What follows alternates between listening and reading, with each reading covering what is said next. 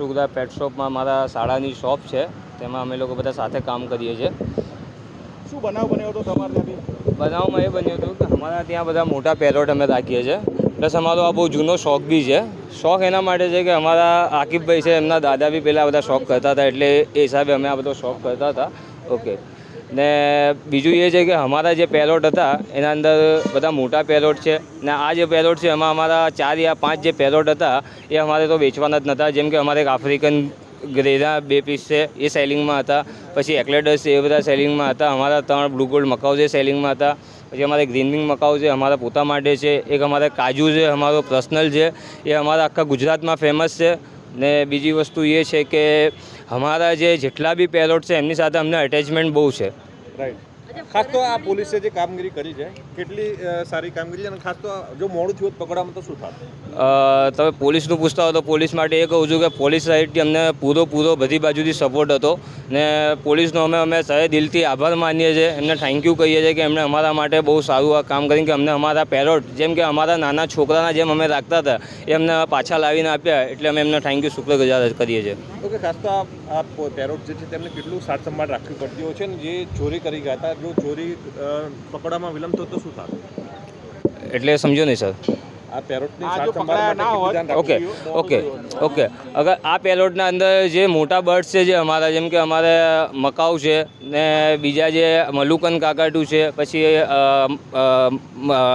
કાકાટુ sulphur છે, આ બધા જે અમારા પેરોટ છે એ બધા તો હાથે સીડ્સ લેતા હતા. પણ એમાં જે બીજા જે નાના 3 બ્લુ ગોલ્ડ મકાઉ છે એ અમારા નાના બેબી હતા. એમાં જે બીજા 2 આફ્રિકન ગ્રે છે, અમારા નાના બેબી હતા.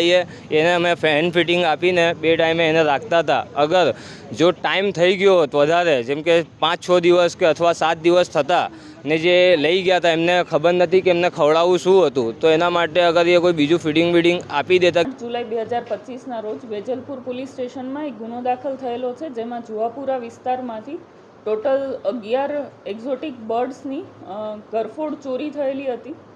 જેમાં આરોપીઓએ તેમની શોપના જે શટર છે એ તોડીને સીસીટીવી કેમેરાની મેઇન સ્વિચ બંધ કરીને બર્ડ્સની ચોરી કરેલી હતી. આ સમગ્ર બનાવ બન્યા બાદ અમદાવાદ ગ્રામ્ય LCBના કોન્સ્ટેબલ વિપુલભાઈ છે, તેમને હ્યુમન સોર્સ ઇન્ટેલિજન્સથી બાતમી મળેલ કે આના જે આરોપી છે વિશાલ યાદવ, તે મૂળ બિહારના રહેવાસી છે, અને હાલમાં તેની જે રીટ્સ કાર છે તેમાં તે આ એક્ઝોટિક બર્ડ્સ લઈને તેને વેચવા માટે ફરી રહ્યા છે. આ બાતમી આધારે અમદાવાદ ગ્રામ્ય LCBની ટીમ તાત્કાલિક તે બાતમી હકીકતના આધારે આરોપીને પકડવા માટે નીકળેલ હતી, અને અસલાલી વિસ્તારમાંથી તેમને આ બાતમી હકીકતવાળી રીટ્સ ગાડી અને આરોપી વિશાલ સાથે ટોટલ 11 એક્ઝોટિક બર્ડ્સ જેની જુવાપુરા વિસ્તારમાંથી ચોરી થયેલ હતી તે મળી આવેલ હતા. આ સમગ્ર બનાવમાં વિશાલ જે છે તેમણે અગાઉ પણ તેનો ગુનાહિત ઇતિહાસ છે, જેમાં ભરૂચ, વડોદરા ગ્રામ્ય અને ખેડા જિલ્લામાં એ પશુ ચોરી એટલે કે બકરાની ચોરીના બનાવમાં પકડાયેલા છે. આ જે બનાવ બનવાનું મુખ્ય કારણ એ છે કે તેના દિવાળીમાં મેરેજ હતા અને તેને પૈસાની ખૂબ જ જરૂરિયાત હતી, જેથી ઇન્સ્ટાગ્રામમાં તેમણે આ શોપની રીલ્સ જોયેલી હતી, જેમાં એક્ઝોટિક બર્ડ્સ જેની કિંમત 1 લાખથી શરૂ થઈને 3,20,000 સુધીની કિંમતના એક્ઝોટિક બર્ડ્સ હતા. આ જે બર્ડ્સની તેણે રીલ જોયા પછી તેણે શોપની મુલાકાત પણ લીધેલી હતી, અને આખી શોપની જે જિયોગ્રાફી છે તેનાથી વાકેફ થયેલા હતા. તેના સીસીટીવી કેમેરા ક્યાં છે, કેવી રીતે ત્યાં પહોંચી શકાય છે, એવી રીતે તેણે રેકી કરેલી હતી. અને તેને ધ્યાન પર હતું કે આ શોપમાં સીસીટીવી કેમેરા છે, એટલા માટે તે 15 દિવસ સુધી આ ચોરી નહીં કરી શકે. એટલા માટે તેણે 15 દિવસ બાદ ત્યાં ચોરી કરવાનો પ્લાન બનાવ્યો, અને તેની સાથે તેણે તેના 2 આ ગુનામાં જે સહ આરોપી છે તેને પણ સાથે લીધા, જેમાંથી એક કારનો ચાલક છે અને બીજો તેની સાથે અંદર જઈને ચોરી કરવામાં સામેલ હતો. એ રાતના ટાઈમે તેમણે શટર તોડીને અંદર જઈને ટોટલ અગાઉ જે તેણે આ બર્ડ્સ જોયા હતા તેમાંથી કુલ 11 બર્ડ્સની તેણે ચોરી કરીને તે લોકો ભાગી ગયેલા હતા. અમદાવાદ ગ્રામ્ય LCBને આ બાતમી મળતા તેનો જે મુખ્ય આરોપી છે વિશાલ યાદવ, તેને અટકાયત કરીને 11 બર્ડ્સને રિકવર કરવામાં આવેલ છે. મેડમ ખાસ તો આજે બર્ડ્સની એને ચોરી કરી પછી કેવી રીતના એ ત્યાંથી લઈ ગયો હતો, શું કરવાનો હતો પ્લાનિંગ આ બર્ડ્સને લઈને? આ જે બર્ડ્સ છે એક્ઝોટિક બર્ડ્સ છે અને ખૂબ જ કિંમતી બર્ડ્સ છે. તેની કિંમત મેં કીધું એમ કે 1 લાખથી લઈને 3,20,000 હતી. તેથી તેનું પ્લાનિંગ એવું હતું કે કદાચ એને અડધી પ્રાઇસમાં પણ એ વેચી દેશે તો પણ એને સારી એવી અમાઉન્ટ મળશે. એટલે આ ગુનાનો મુખ્ય હેતુ તેનો આર્થિક લાભ મેળવવાનો હતો. તે થોડી નડિયાદમાં એક લાકડાની ફેક્ટરીમાં કામ કરે છે અને દિવાળીમાં એના મેરેજ હતા એટલે એને પૈસાની ખૂબ જ જરૂરિયાત હતી અને આ આર્થિક લાભ મેળવવા સારું તેણે આ બર્ડ્સની ચોરી કરવાનો પ્લાન બનાવેલો હતો. પણ બર્ડ્સ વેચવાનો કેવી રીતના હતું? કે ઓનલાઈન એનું ગ્રાહક શોધવાનું હતું કે ઘરે ઘરે જવાનું હતું? કે બર્ડ્સને વેચવા માટેનું કેવું પ્લાનિંગ હતું એના? આ એક્ઝોટિક બર્ડ્સ મુખ્યત્વે મોટાભાગે સોશિયલ મીડિયા મારફત જ વેચાતા હોય છે.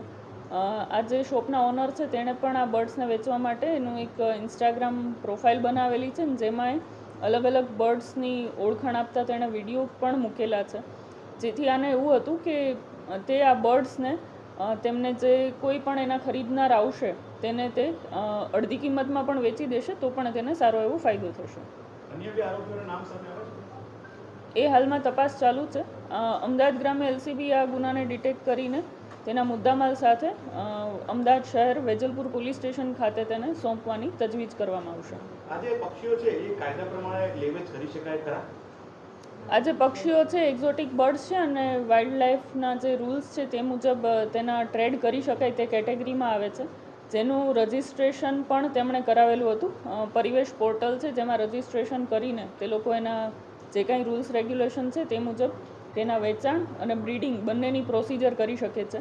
આના જે ઓનર છે તેમણે આ બર્ડ્સ જે છે આમ મુખ્યત્વે આ જે મકાઉ અને કોકટસ બર્ડ્સ છે એ ઓસ્ટ્રેલિયા અને સાઉથ અમેરિકાની બ્રીડ છે પણ તેનું બ્રીડિંગ ઇન્ડિયામાં પણ થાય છે અને તેમણે આ બર્ડ્સ એ અમદાવાદ અને વડોદરા ખાતેથી લીધેલા હતા જેની ઉંમર નાના બચ્ચાથી સ્ટાર્ટ કરીને 13-14 વર્ષ સુધીની ઉંમરના આ બર્ડ્સ છે. 8 તારીખે ચોરી થઈ હતી તો આ 4 દિવસ એને ગાડીમાં જ રાખ્યા હતા પક્ષીઓ કે ક્યાંક રાખ્યા હતા કોઈ જગ્યાએ? ના, આ પક્ષીઓને તેણે ગાડીમાં નહોતા રાખ્યા. સૌપ્રથમ તો તેણે આ પક્ષીઓ લઈને